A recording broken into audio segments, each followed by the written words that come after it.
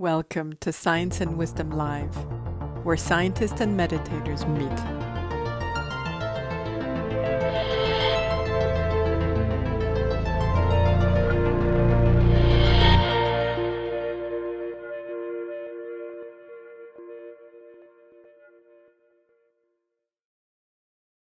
Hi everyone, we're really happy to celebrate our anniversary of Science and Wisdom Live today. So it's the 11th of November 2021, and exactly 1 year ago we had our launch event on destructive emotions and distorted perceptions. So we have decided to put together a little video with some of the closest friends of Science and Wisdom Live to celebrate 1 year of events, dialogues, podcasts and partnerships.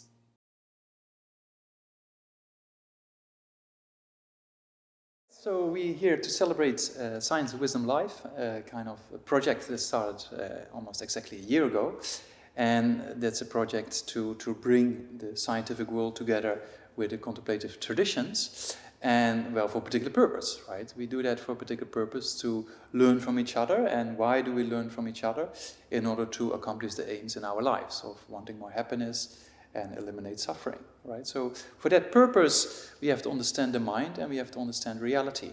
And in order to understand those two aspects of our world, our external world, our inner world, that's why we can learn from each other, because certain fields are more explained in one particular form of science, if it's psychology or philosophy or quantum mechanics, right? So we have to, learn from each other in that way, and in a similar way, the contemplative traditions, especially, they have a lot of things to offer when it comes to mind training or when it comes to the science of the mind. One of the things that characterizes us as human beings is our search for meaning, our search for truth, our wonder for the mystery of existence. I think science and contemplation are two complementary ways of understanding our existence, our place in the world, the nature of reality and experience. And I think truth is too vast for a single human being or a single system to embrace it completely. And we can learn so much from each other through dialogue, through learning more about each other's points of views. And I think science and the contemplative traditions, because of the complementarity of their approach, have a lot to offer to each other. Also to bring academic communities and contemplative communities, religious communities, in dialogues together. I do not think that there needs to be a split between the scientific method of searching for truth and the contemplative method of analyzing reality. I think we're all looking for truth. We're all looking for answers in whatever kind of form that may be. And I think by kind of coming together, we bring that conversation, that search for truth to a wider audience where we can kind of share it and come together and bring all of our ideas into one place. So I think it's really important. Religious traditions and scientists also sometimes wrestle with dogmatic elements. And I think the projects like Science and Wisdom Live that bring together scientists and contemplative in open-minded dialogue and just have a platform where there's mutual exploration and creativity is a really, really healthy dynamic for both the scientists and the contemplatives, and then for the wider public as well. If we look at history, science was never separated from life. If we think of Leonardo da Vinci or even further back, the great philosophers like Plato or Aristotle, who was himself a scientist, all these people, they always incorporated science in their spiritual practice and in their contemplative practice, in their lives. So I think our society now really benefits from a dialogue between the sciences and contemplative practices. Sciences, they go outward. They study our world, they study our planet, they study the laws of nature. But contemplative practices go inward. And if there's no connection between the two, how can we understand anything? So Science and Wisdom Live, I think, is very important as a project to bridge this gap. broader knowledge and a better understanding of reality will help everyone's lives. So we can all benefit from it. I think that what is exciting and important about what Science and Wisdom does by bringing together scientists and contemplatives is that you bring together people who tend to have expertise in both areas. So you have scientists who have some experience with meditation, often deep experience with meditation, and you also bring contemplatives who have a deep interest in science and have, at least read a lot of lay books and met and talked to scientists. So I think it's that combination of bringing together people who are already relatively an expert in one area, science or contemplation, and also have a deep curiosity and often some deep experience in the other area too. So I think that's what's great about Science and Wisdom Live, is bringing that expertise together. It's complementary to some of the other programs like the Mind and Life conferences, where those conferences catalyzed scientists to start studying meditation and try to scientifically validate it, which was another incredible outcome. So Science and Wisdom Live.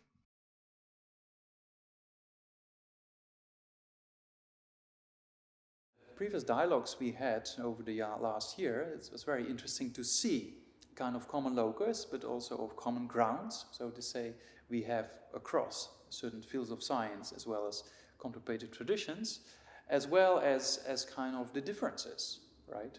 So in different dialogues we saw, for example, with Father Lawrence, that we talk about the inner goodness that is there, yeah? And Buddhism, we talk about the inner potential or Buddha nature, so to say.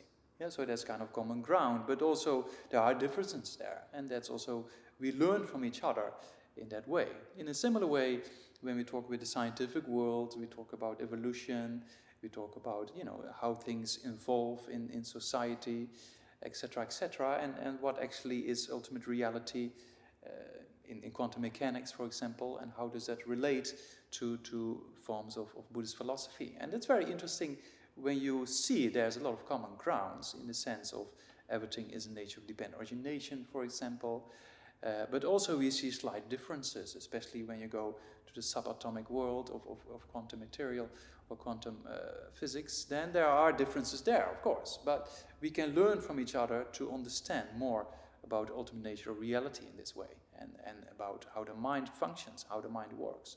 So it's good to have common grounds to see that we actually all looking at similar ways to moving forward in a kind of inner as well as external development, but as well we see the differences, and if we see those differences, we can learn from each other and get different insights you maybe didn't have before.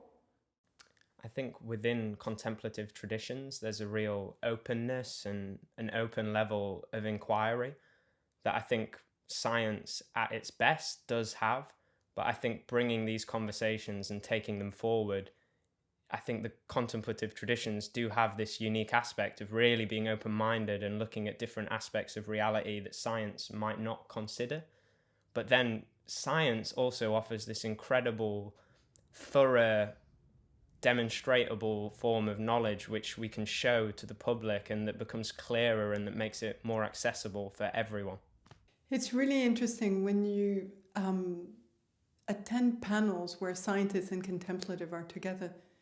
You really see that for both sides, it seems to be really mutually beneficial, because one really gets used to a certain way of seeing, a certain kind of vocabulary, a certain approach. And in the dialogue, you have to bridge different vocabularies, different ways of seeing it, and reach out to understand the other. And so I think that for both the contemplative and the scientists, it's really beneficial, because it opens you to different ways of seeing areas that are intimately familiar, but using different language, using different angles. So whether it's the nature of mind, consciousness, the nature of reality, what happens after death, there are different angles into something that both contemplatives and scientists can be living and breathing day in, day out, but in novel ways. And I think that's a really healthy process for both sides, actually. So a lot of the science around meditation has been about validating the results of meditation and showing that the things people report happening inside their minds measurably happened in one way or another.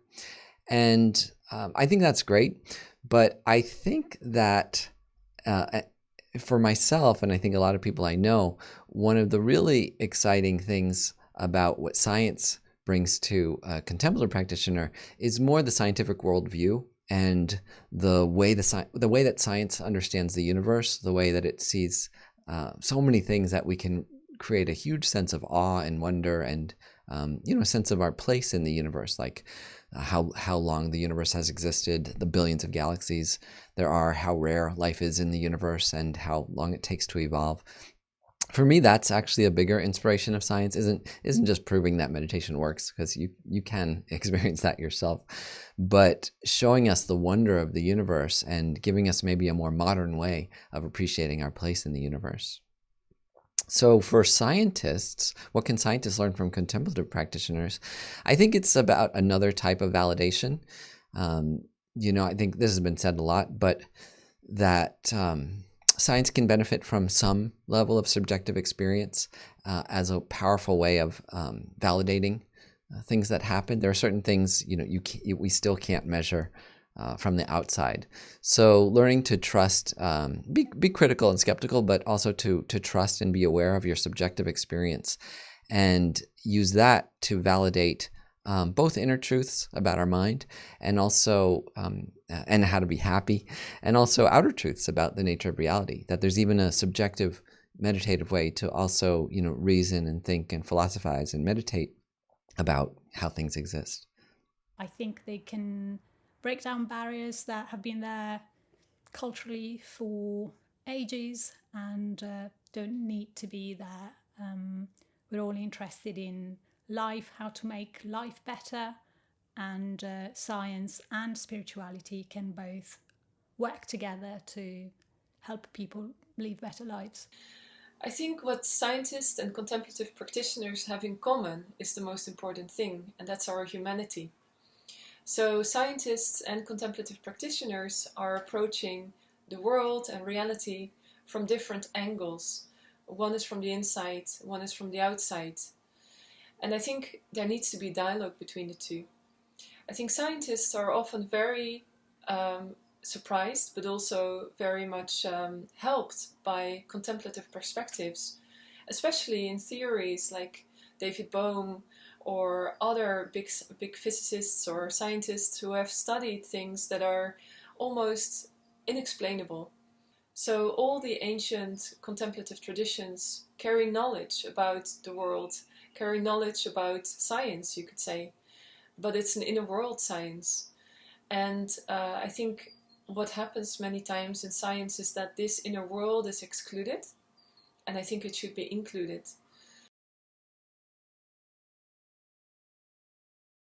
I loved so many of the Science and Wisdom Live events, and I participated in a lot of them.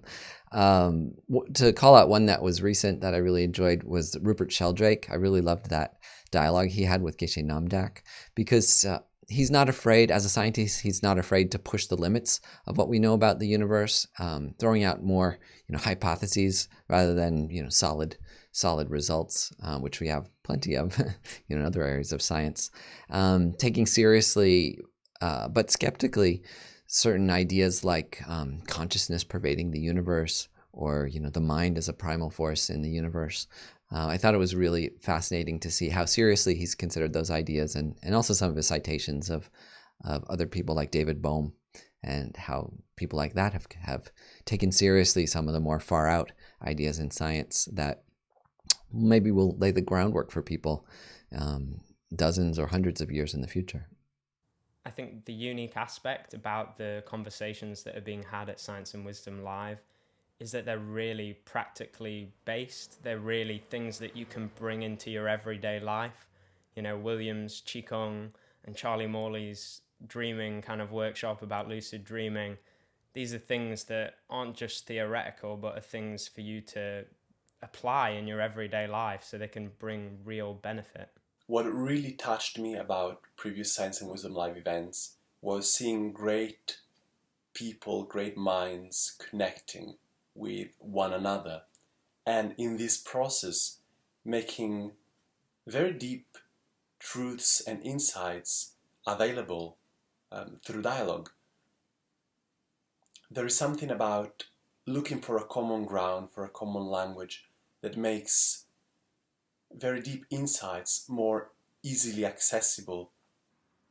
I was deeply moved by the fact that people who spend a long time analyzing reality from very different perspectives, either through the scientific method or through contemplative inquiry, very often reach very similar conclusions and can dialogue to each other, can share with each other what they have learned. And in the process, perhaps they enrich each other. For sure, they have enriched my perspective and my understanding of the world. And I hope that they have done the same for many people of our audience. So in attending the dialogues and events of Science and Wisdom Live, there's one aspect I think that's particularly powerful for me. And there's a novelist, British-Turkish contemporary novelist, who said something really interesting when she talked about, in this day and age, we're overwhelmed by amount of information, and that the information needs to move to what she called knowledge and then wisdom. And wisdom is about helping us with all this wealth of information, going deeper into integrating the information into knowledge and then dawning into wisdom. And from my personal experience, these dialogues that again bring different perspectives, different vocabularies into familiar themes like consciousness, that nature of reality, it allows me to go deeper into processing the information and nurturing wisdom, which I'm really, really grateful for. I think the sense of connection that happened in all these dialogues was very strengthening for everyone involved. It's not just a connection on a spiritual level where people are actually connecting as friends, as spiritual friends, and start to understand each other better. It's also the connection where there's a real exchange of dialogue, which has to do with real life facts and finding a common truth that's actually connecting instead of dividing.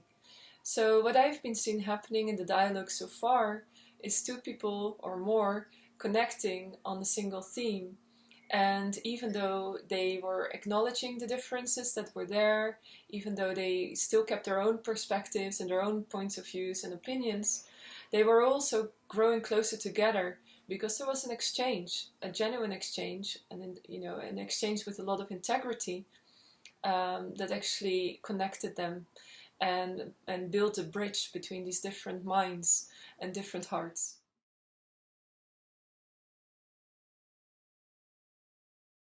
Well, as human beings, we all share a search for truths. We may be using different terminology, different language, even different methodologies, but ultimately we're all looking for meaning and purpose. And I think this process of being on a search together, on a shared journey, is something that makes us deeply human. One of the beautiful things I find about the project of Science Wisdom Live is that it really fosters collaboration and partnerships. So we've been working with organizations like Mind and Life Europe, for example. And there's a tremendous sense of friendship and mutual purpose and really powerful energy that emerges out of these partnerships. And Gabor Karzai, who's the executive director of Mind and Life Europe, was talking about this and reflecting how in this time where we're facing these incredible challenges, that we need to move away from a spirit of competition, like my project, my training, but actually collaborate and work together to solve some of the big issues of our times. And I think Science and Wisdom Live is definitely an example of that. And the more we're able to partner and work together for the benefits of others, then the greater the impact that these projects can have. And that's been a real source of joy and inspiration. And we really look forward to all the future friendships and partnerships that are going to develop as a result of that. So I think, at least with the organizations you're bringing together, both the science organizations and the Buddhist organizations, meditation centers, there are also some Christian centers you brought together. They're all curious. At least the ones you brought on, that's the unifying factor, is curiosity.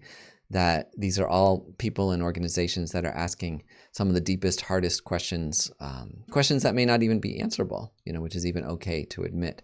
But through the questioning and through the dialogue, they bring meaning and depth and maybe even happiness to our lives.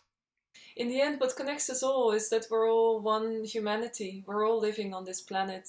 We're all here as human beings, and we're all experiencing the same things in life, from suffering to happiness.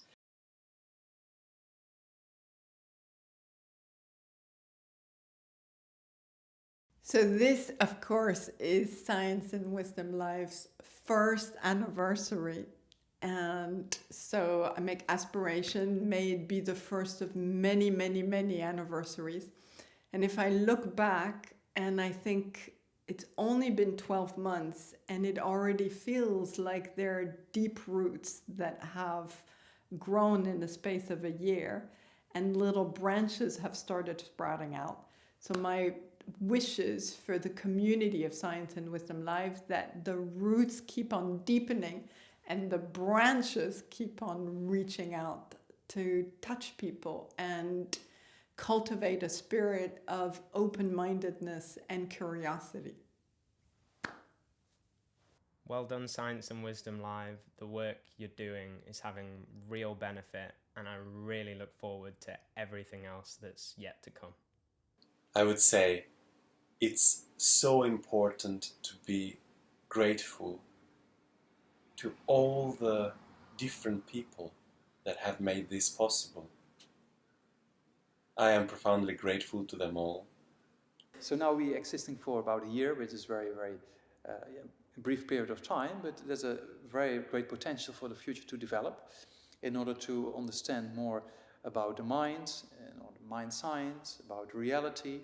And by understanding these aspects of our inner and external world, we can accomplish more purposes in life. We can deal with more issues we are facing as a society in general. Think about mental health, for example, right? So we can learn a lot from these kind of contemplative traditions, because they have a lot to offer about mind science, and it can be done in a very kind of secular or universal way. I feel gratitude towards the people who have worked with us, the speakers that have come in, the incredible team we're a part of, and all the different communities that have contributed to Science and Wisdom Live, have supported us starting up this first year in this organization, this new project. I feel very grateful, and I feel humbled also by the support. So I would say to Science and Wisdom Live, try to keep on going as you have done this the past year. Try to stay the same in your roots and in your essence, and at the same time try to grow into this beautiful tree of which the potential is there. So happy birthday, Science and Wisdom Live. Okay, I might say happy birthday, SciWiz Live. I hope you grow up to be 300 years old when people like Rick Hansen say science might finally understand the mind to a depth that we currently understand physics. Happy birthday. Tanti auguri a te, tanti auguri a te, tanti auguri, Science and Wisdom Live, tanti auguri a te.